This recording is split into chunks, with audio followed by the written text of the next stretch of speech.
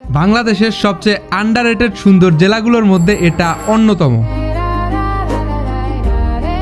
যেখানে শত বছরের ইতিহাস আজও বেঁচে আছে রাজবাড়ির দেয়ালে। আছে কেরালা ভাইবের রাস্তা, মিনি কক্সবাজার, অসাধারণ ট্রেন জার্নি, আর এমন একটা কাঁচাগোল্লা যেটা একবার খেলে টেস্ট কোনোদিন ভুলতে পারবেন না।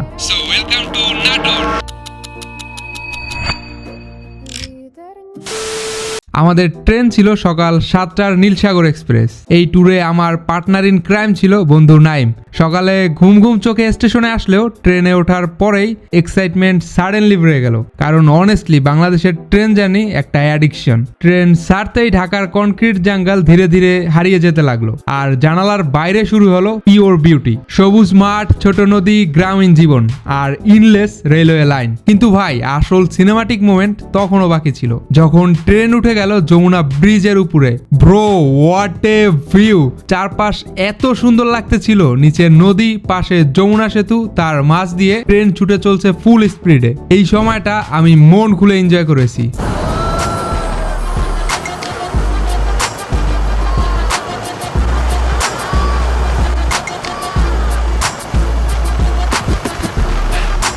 আর একটু পর পর এত সুন্দর সুন্দর ভিউ আসতেছিল, যেটা দেখে আমরা সিটে বসে থাকতে পারিনি। কখনো দরজায় বসে উপভোগ করেছি, আবার কখনো জানলা দিয়ে অবাক হয়ে দেখেছি এই মায়াবী বাংলার রূপ। ওই সময়টায় অনেস্টলি মনে হচ্ছিল ডেস্টিনেশন যাই হোক, জার্নি অলরেডি সাকসেসফুল। এইভাবে ভিউ দেখতে দেখতে এক সময় পৌঁছে গেলাম নাটোর রেলওয়ে স্টেশনে।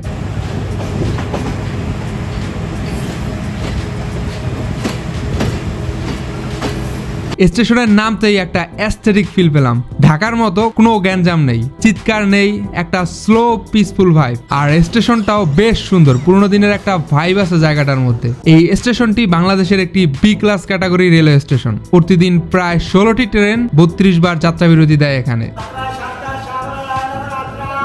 স্টেশন থেকে রিক্সা নিয়ে চলে গিয়েছিলাম মাদ্রাসার মোড়। ওই জায়গায় বগুড়া বাস স্ট্যান্ড থেকে সিএনজি নিয়ে রওনা দিলাম পাটুল হালদিবিলের দিকে। আর ভাই, এই রাস্তা দুই পাশে এত সবুজ ছিল যে অনেস্টলি কয়েকবার মনে হচ্ছিল আমি বাংলাদেশে না কেরালাতে ঘুরতেছি। প্রায় 30 মিনিট পরে পৌঁছে গেলাম পাটুল বাজারে। পাটুল বাজার থেকে 1 মিনিট হেঁটেই পৌঁছে যাই হালতির বিলে। এখন যদিও বর্ষা না, তাই বিলটা পুরোপুরি তার অরিজিনাল বিউটি শো করতে পারে নাই, কিন্তু বর্ষার সিজনে এই জায়গা লিটারালি হেভেন হয়ে যায়। তাই মনে মনে প্রমিস করলাম বর্ষায় আবারও আসবো।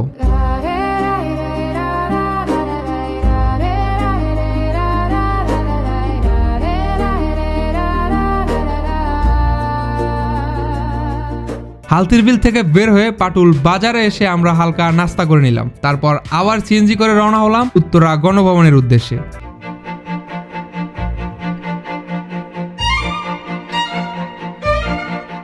এখন আমরা নাটোর উত্তরা গণভবনের একদম মেইন গেটের সামনে আছি। চলেন ভিতরের দিকে যাই। ভিতরে প্রবেশের জন্য পার পার্সন 30 টাকা করে টিকিট কাটতে হবে। ভিতরে ঢুকেই মনে হচ্ছিল আমি কোনো মুভি সেটের মধ্যে ঢুকে গেছি। অনেস্টলি জায়গাটা আমাকে সারপ্রাইজ করেছে সবচেয়ে বেশি। বিশাল রাজপ্রাসাদ, পুরনো আর্কিটেকচার, লেক, গার্ডেন আর বিশাল মাঠ। Everything looked so royal. এই জায়গাটা তৈরি হয়েছিল 1734 সালে দয়ারাম রায়ের হাত ধরে। প্রায় 40 একর জায়গা জুড়ে তৈরি এই প্যালেসটা কমপ্লিট করতে সময় লেগেছিল 11 বছর। সবচেয়ে ভালো লেগেছে জায়গাটার পিসফুল এনভায়রনমেন্ট। এত বড় জায়গা তবুও কোথাও নয়েসি লাগেনি। আর এখানে একটা মিনি চিড়িয়াখানাও আছে। হরিণ, ময়ূর, খরগোশ আরো বেশ কিছু প্রাণী ছিল এই চিড়িয়াখানায়। সব মিলিয়ে জায়গাটা ফ্যামিলি ট্যুরের জন্য পারফেক্ট। নাটোর আসলে এই জায়গাটা মাস্ট ভিজিট করবেন। উত্তরা গণভবন থেকে বের হয়ে রিক্সা নিয়ে আমরা চলে যাই লালবাজার।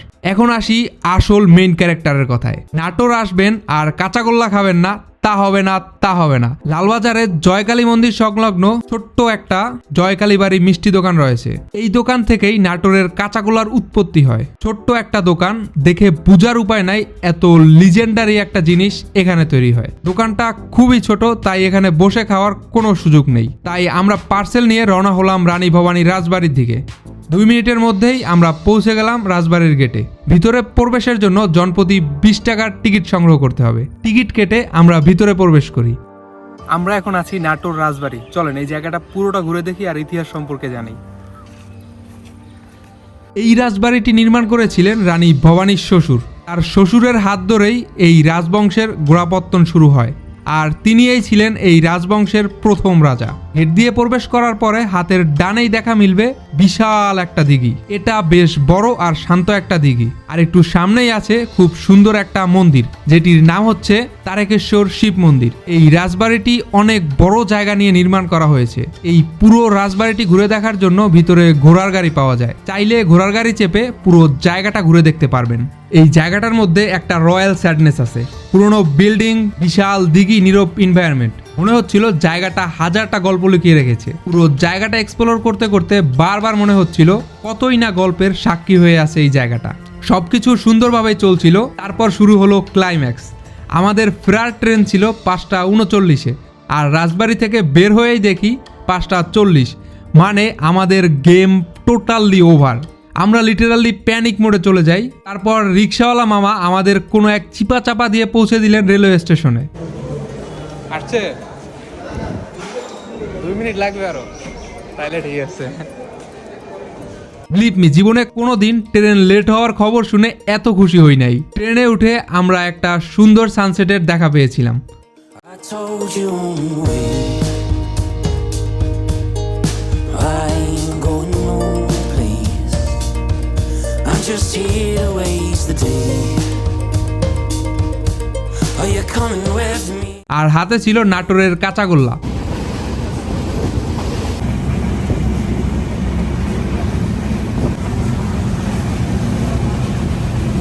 ভাই, এই জিনিসটার টেস্ট এক্সপ্লেন করা কঠিন। প্রথম বাইট নেওয়ার পর লিটারালি আমরা কিছুক্ষণ চুপ হয়েছিলাম। সফট, ফ্রেশ, মিল্কি, একদম মুখের মধ্যে মেল্ট হয়ে যাচ্ছিল। নাটোরে সেটা মিস করা মানে হাফ ট্যুর মিস করা। নাটোর অনেস্টলি আমার এক্সপেকটেশনের থেকেও অনেক বেশি সুন্দর ছিল।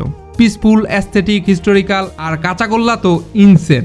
আপনি নাটোরে গেলে কোন জায়গা আগে এক্সপ্লোর করতেন কমেন্ট করে জানান। আর ভিডিওটা ভালো লাগলে মাস্ট বি শেয়ার করতে ভুলবেন না। দেখা হবে পরের ভিডিওতে। See you, tata. Riding straight line.